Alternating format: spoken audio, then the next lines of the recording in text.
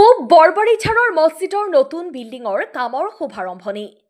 পশ্চিম হাউলিৰ বৰবাৰীঝাৰ গাঁৱৰ পূব বৰবাৰীঝাৰ মছজিদৰ নতুন বিল্ডিং নিৰ্মাণৰ আজি শুভাৰম্ভ কৰা হয়। সমূহীয়া দোৱা প্ৰাৰ্থনাৰ পিছত কামৰ শুভাৰম্ভ কৰে বৰবাৰীঝাৰ হিমলাঝাৰ ঈদগাহৰ ইমাম হাফিজ ইমদাদুল ইছলামে। এই অনুষ্ঠানত উপস্থিত থাকে পূব বৰবাৰীঝাৰ হিমলাঝাৰ সমাজৰ সভাপতি মতিয়াৰ ৰহমান, সম্পাদক আলালুদ্দিন আহমেদ, মছজিদৰ ভূমিদাতা তহিদুল ইছলাম আৰু ভূমিদাতা পৰিয়ালৰ হাফিজুৰ ৰহমান, সিকদাৰ জাকিৰ হুছেইন, ৰূপচান আলী, জমিৰুদ্দিন, সমাজৰ অন্যতম মুখিয়াল ব্যক্তি তথা সমাজকৰ্মী আব্দুল খালেক, মতিবুৰ ৰহমান, তালেব আলীকে আদি কৰি সমাজৰ বহুকেইজন বিশিষ্ট ব্যক্তি। বৰপেটা ৰোডৰ পৰা আলম সৰোৱাৰৰ সহযোগত হাউলিৰ পৰা দিদাৰ হুছেইনৰ ৰিপৰ্ট, পি সংবাদ।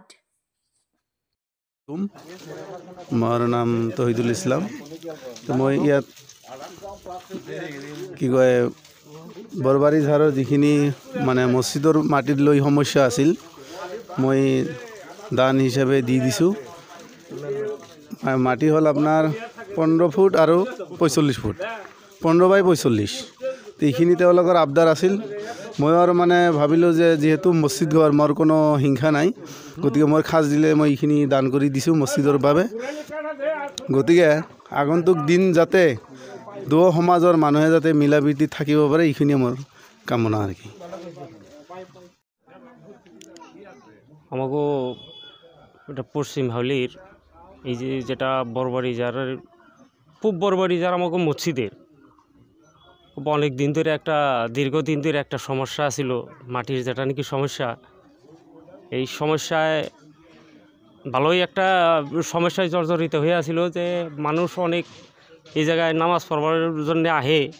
আর মেন রাস্তায় যেহেতু মসজিদরা দূর দূরানি থেকেও মানুষগুলো আহে নামাজ পড়ার জন্যে, জায়গার খুব অভাবের জন্যে খুব একটা সমস্যা থাকার উদ্দেশ্য নিয়ে এই সমাজের কিছুমান লোকে, মুরব্বী সমাজের কিছুমান লোকে আবদার করাতে এই জায়গা থেকে 20 ফুট মাটি দান করা হয়েছে।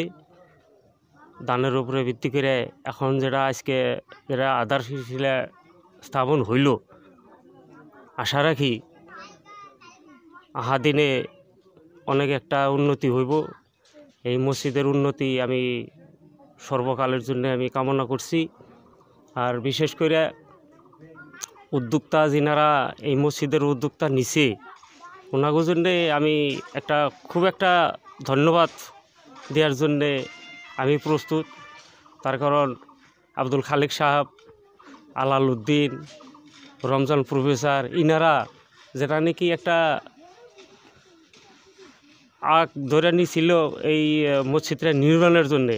আর বিশেষ করে আমাকে আব্দুল খালেক সাহেবের উপরে তার মানে আমার একটা ধন্যবাদ দেওয়ার আমি খুবই ইচ্ছা। তার কারণ উনি যেটা নাকি একটা আশা করছাল, বহুত দিন আগে থেকেই আশা করছাল যে এই মসজিদটা যদি একটু বড় করে আরতাম বা একটা বিল্ডিং নির্মাণ করে আরতাম, যে জায়গায় এই ছোট মসজিদ হওয়াতে মানুষজন জমা হইবার পারে না, নামাজ পড়বার পারে না। শুক্রবারে কিছুমান দিনে শুক্রবারে রাস্তায়ও নামাজ পড়া লাগে। গতিকে সেই আশা একটা আল্লাহ পূরণ করবার লিগে চেষ্টা করতেছে। আশা রাখি আল্লাহ জানি সেই আশাটা পূরণ করে। আর আল্লাহ জানি আব্দুল খালেক সাহেবরেও সেই তৌফিকটা দেয়। আমি ওনার জন্য দোয়া রাখি, এইটুকু আমার কবা লাগার।